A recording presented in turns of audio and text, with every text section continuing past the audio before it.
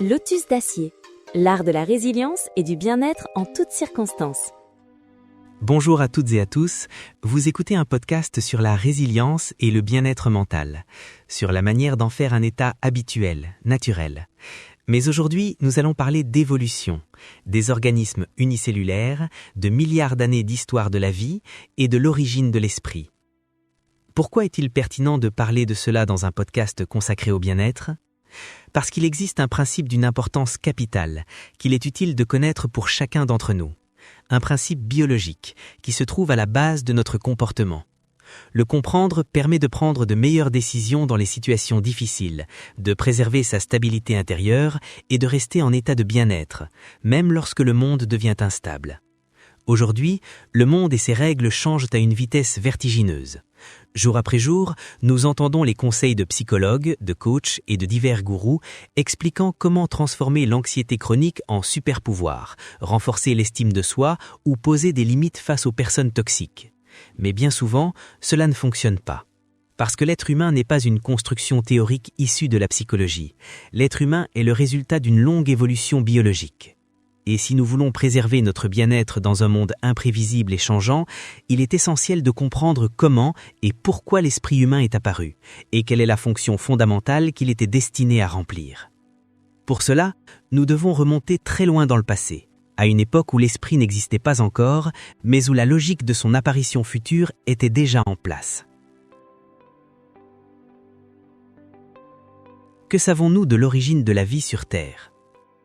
Lorsque nous y réfléchissons, un sentiment étrange, presque mystique, émerge presque inévitablement, n'est-ce pas ?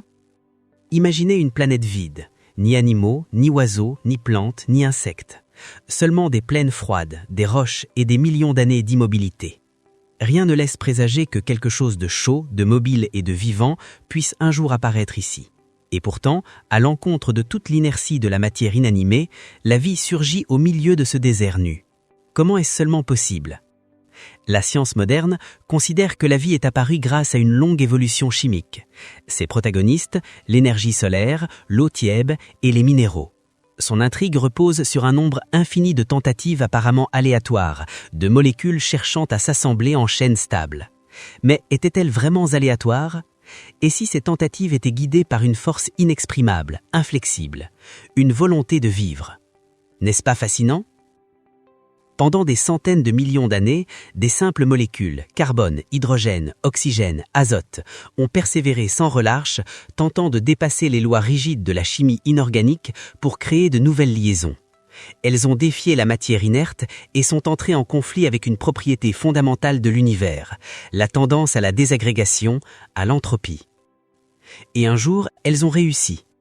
Dans des mares tièdes et troubles sont apparues les premières molécules complexes, ancêtres de la matière organique, capables de se reproduire. Puis vinrent l'ARN, les protéines, et enfin, encore des millions d'années, le premier organisme unicellulaire capable de respirer, de se nourrir et de transmettre des informations à sa descendance.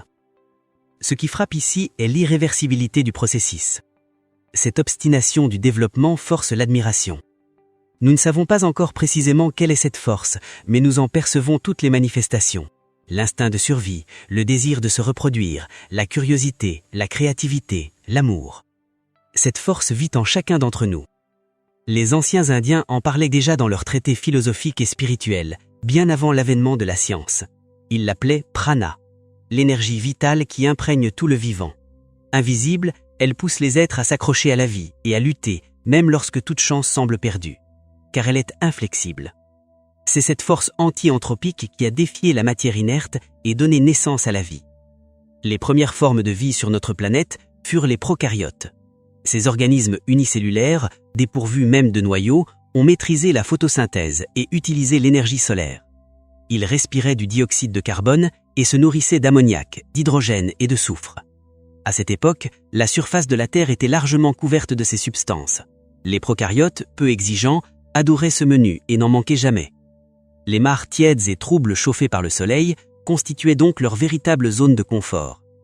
Vous avez sûrement déjà entendu cette expression, zone de confort. C'est précisément de là que certains psychologues et coachs en développement personnel tentent insistamment de nous expulser.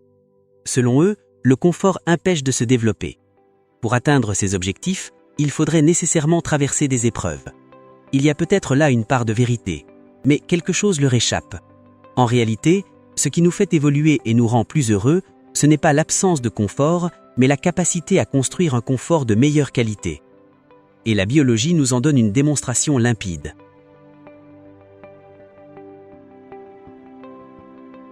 Revenons à nos prokaryotes. Leur paradis terrestre a duré incroyablement longtemps, près d'1 milliard d'années.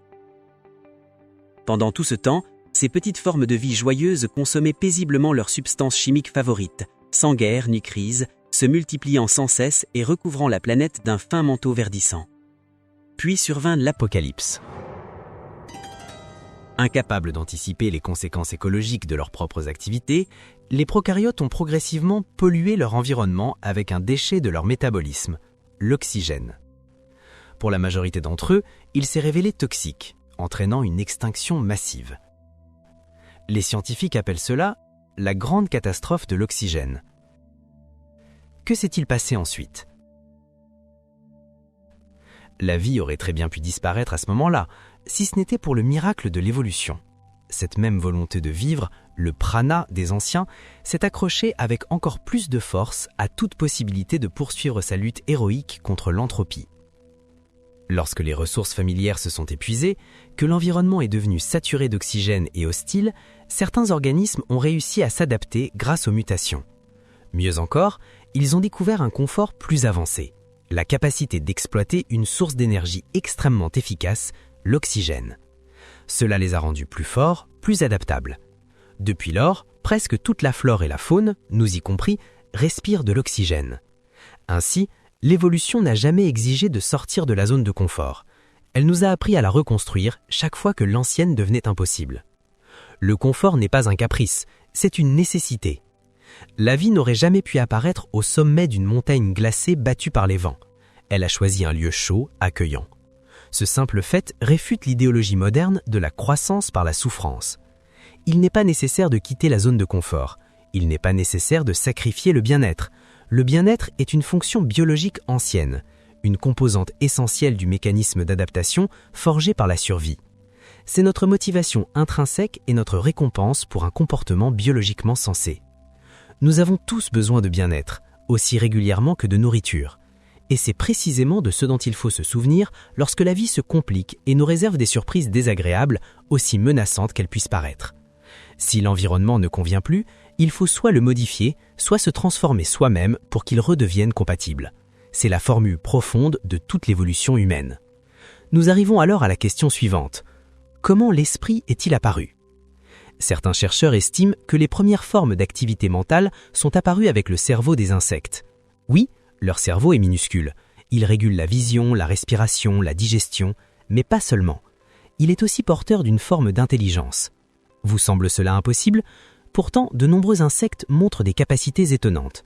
Ils peuvent concentrer leur attention, apprendre des compétences simples, résoudre de petits problèmes logiques. Ce sont là de véritables processus mentaux. Et ce n'est pas tout. Des expériences démontrent que même les organismes unicellulaires sont capables d'un apprentissage rudimentaire. Par exemple, si l'on obscurcit une partie d'un récipient contenant des paramécies et que l'on associe cette obscurité à une punition, comme une faible décharge électrique, les paramécies apprennent rapidement à éviter les zones sombres et à se diriger vers la lumière.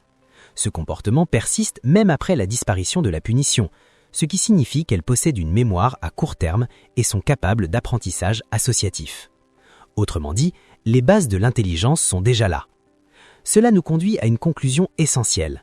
L'esprit ne naît ni de la curiosité abstraite, ni du désir de connaissance, ni de la volonté de se développer. Il naît de la nécessité de retrouver un état de confort. Le confort, le bien-être, le plaisir ne sont pas des péchés. Ce sont le moteur du développement de l'esprit. Une motivation fondamentale à partir de laquelle se sont construites des formes de psychisme de plus en plus complexes. La finalité existentielle de toute vie, y compris la nôtre, est simple. Minimiser l'inconfort et maximiser l'état de bien-être. Pour accroître ce bien-être, les organismes ont dû se transformer et affiner leur esprit. Ils y ont parvenu grâce aux mutations. Toute mutation est en essence une erreur génétique, mais parfois une erreur engendre des capacités extraordinaires, un corps plus résistant, une perception plus fine, un esprit plus subtil. C'est ainsi, erreur après erreur, que le système nerveux est apparu, ouvrant la voie à un développement rapide de l'intelligence. Avec lui, la vie est devenue plus sûre, plus riche, plus agréable.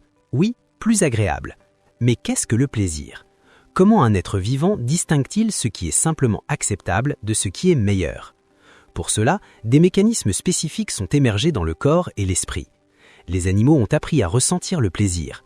Ils n'agissaient plus seulement parce que c'était nécessaire, mais aussi parce que cela procurait une sensation agréable, graduée, du pas mal au merveilleux.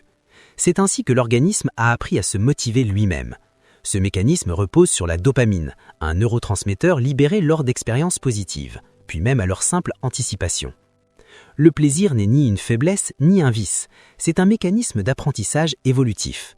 Grâce à lui, la vie cesse d'être simplement un fonctionnement pour devenir une expérience vécue. Les êtres explorent, jouent, recherchent le meilleur, pas seulement le suffisant. Et c'est cela, et non la souffrance, qui pousse l'esprit à se développer. L'esprit n'émerge pas contre le confort, il émerge comme instrument de son ajustement. Plus le monde devient complexe, plus les moyens d'interagir avec lui doivent être précis. Ainsi, pas à pas, la simple débrouillardise devient pensée, la pensée devient intelligence, et l'intelligence devient conscience de soi et du monde. De la paramécie fuyant le danger à l'être humain réfléchissant à l'univers, au sens de la vie et à son propre bien-être, une seule et même logique se déploie. La vie cherche à être en accord avec la réalité. Et l'esprit est l'outil le plus subtil et le plus puissant qu'elle ait créé pour cela. Si aujourd'hui dans un monde instable nous paraît que notre psychisme se fissure, peut-être fait-il exactement ce pourquoi il a été conçu il y a des milliards d'années, tenter de reconstruire le confort à un niveau nouveau. C'est de cela que nous parlerons dans le prochain épisode. Merci d'avoir écouté cet épisode du Lotus d'acier. N'oubliez pas, même dans un monde instable, vous pouvez porter votre zone de confort avec vous. À très bientôt pour la suite.